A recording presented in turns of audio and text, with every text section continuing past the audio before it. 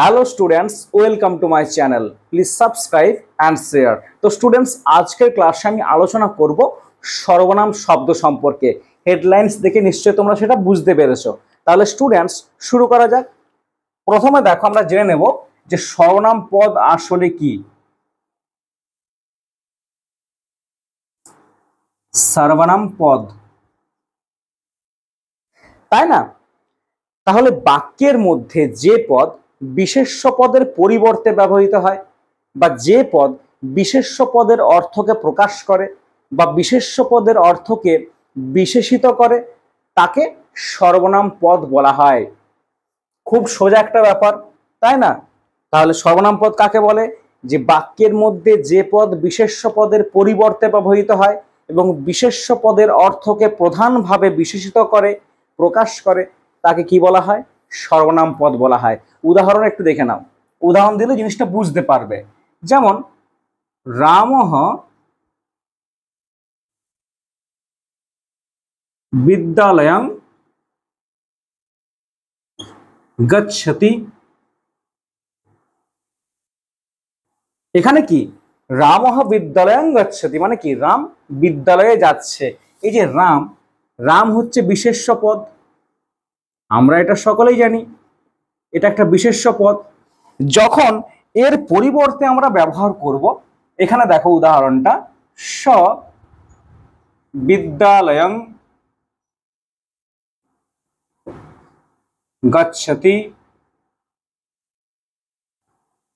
সে বিদ্যালয়ে যাচ্ছে। এই যে স শব্দটা, এটা কিন্তু সর্বনাম শব্দ। বোঝা গেছে? আরেকটা উদাহরণ দিচ্ছি, দেখো, বালিকা গ্রামং গচ্ছতি। এই যে বালিকা, এটা কিন্তু বিশেষ্য পদ। বোঝা গেছে? কিন্তু এর পরিবর্তে যখন আমরা লিখব সা গ্রামং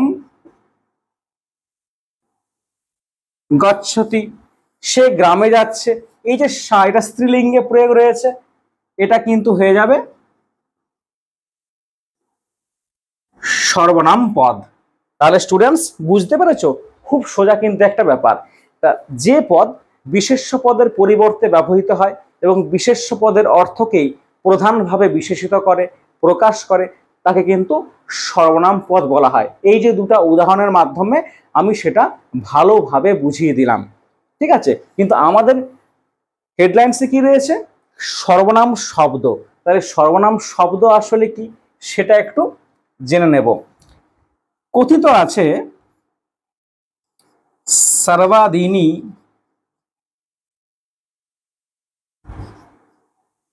সর্বনামানি।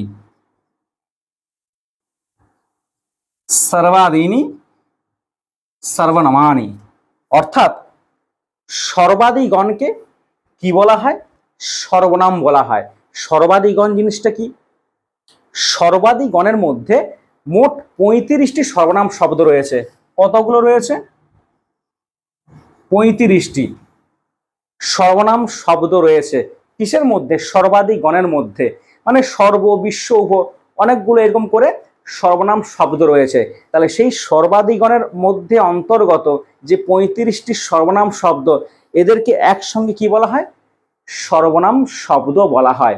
তাহলে স্টুডেন্টস বুঝতে পারছো জিনিসটা কত সহজ? কোনো জটিলতা নেই, কোনো কঠোরতা নেই, অতি সহজ সরল একটা বিষয়। বোঝাতে পারলাম? এরপর এই যে সর্বনাম শব্দ রয়েছে না, দেখো সর্বাদি শব্দ বলেছি। তাহলে সর্বাদি বলতে কোন কোন শব্দগুলো সেটা একটু দেখে নেব। দেখো সব শব্দগুলো তো আমাদের পড়তে হবে না। আমাদের ক্লাস 11-এর সেকেন্ড সেমিস্টারের সিলেবাসে কিছু কিছু শব্দরূপকে তুলে দেওয়া হয়েছে, কিছু কিছু শব্দকে তুলে দেওয়া হয়েছে, সেগুলো পড়লেই হবে। কিন্তু আমরা একটু জেনে নেব তাও। এই যে 35টি যে সর্বাধিক শব্দ রয়েছে, এটাকে রূপের বৈসাদৃশ্য অনুযায়ী 5টি শ্রেণীতে ভাগ করা হয়েছে। কয়টি শ্রেণীতে? 5টি শ্রেণীতে সর্বনাম শব্দগুলোকে, ঠিক আছে? প্রথমটা হচ্ছে সর্বাদি, সর্বাদি শব্দ। এর মধ্যে রয়েছে সর্ব শব্দ, বিশ্ব শব্দ, উভ শব্দ, উভয় শব্দ, তাই তো, এক শব্দ, একতর শব্দ, সম শব্দ, দ্বি শব্দ প্রভৃতি, এগুলো কিন্তু সর্বাধিক গণের মধ্যে রয়েছে। এরপর রয়েছে দেখো 2 নম্বর পয়েন্টে অন্যাদি।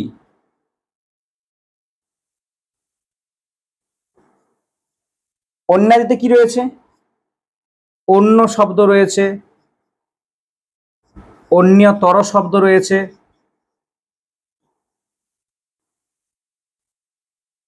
অন্যতর শব্দ রয়েছে, তাই তো,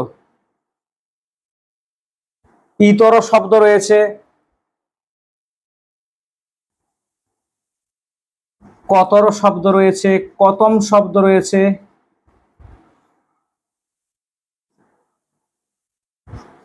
ডতর শব্দ রয়েছে, ডতম শব্দ রয়েছে, এইগুলো এগুলো অন্যাদির মধ্যে রয়েছে। 3 নাম্বার দেখো পূর্বাদি। এটা একটা ভাগ করা হয়েছে, 5টি শ্রেণীতে ভাগ করা হয়েছে, তো সেই জন্য এখানে রয়েছে দেখো পূর্ব, পর, অপর,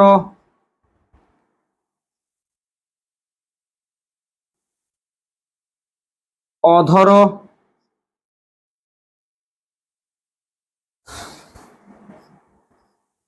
উত্তর, দক্ষিণ, অন্তর ইত্যাদি আরো রয়েছে, সেগুলো আমরা এতটা ডিটেলস জানলাম না, তোমাদেরকে বোঝানোর জন্য অতি সহজভাবে একটু আলোচনা করে দিচ্ছি। এরপর রয়েছে ইয়াদাদি। ইয়াদাদি শব্দতে কি রয়েছে? ইয়াদ শব্দ, তদ শব্দ, এগুলোর মধ্যে কিছু কিছু আমাদেরকে কিন্তু পড়তে হবে। এতদ শব্দ, আবার তদ শব্দ, কিম শব্দ ইত্যাদি। 5 নম্বরে দেখো এখানে রয়েছে ইদমাদি শব্দ। কি শব্দ? ইদমাদি। এর মধ্যে রয়েছে ইদম, অদস, অস্মৎ, যুষ্মৎ,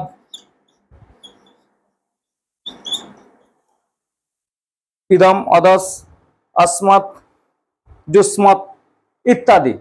ঠিক আছে, আবার এখানে ভবত হবে, ভবত শব্দ, তাই না, এইগুলো রয়েছে। তাহলে দেখো স্টুডেন্টস, আজকের ক্লাসে আমি কি আলোচনা করলাম? সর্বনাম পদ কাকে বলে, সর্বনাম পদের উদাহরণ, তাই না, সর্বনাম শব্দ কাকে বলে, সর্বাধিগণের মধ্যে কতগুলো সর্বনাম শব্দ রয়েছে, সেই 35টি সর্বনাম শব্দকে কয়টি শ্রেণীতে ভাগ করা হয়েছে, টোটাল কিন্তু আমি একটি ক্লাসের মাধ্যমে আলোচনা করে দিলাম। ঠিক আছে, এর পরের ক্লাসে আমাদের আলোচ্য বিষয় কি হবে, যে বিভিন্ন সর্বনাম যে শব্দগুলো রয়েছে, স্বরান্ত সর্বনাম শব্দরূপ, ব্যঞ্জনান্ত সর্বনাম শব্দরূপ, এইগুলো একটা একটা করে আলোচনা করা ডিটেলসে, যেগুলো তোমাদের সিলেবাসের মধ্যে রয়েছে। তাহলে স্টুডেন্টস, আজকের মতো এখানেই, পরের ক্লাসে আবার নতুন টপিক নিয়ে হাজির হব। ততক্ষণ পর্যন্ত কিন্তু সঙ্গে থেকো।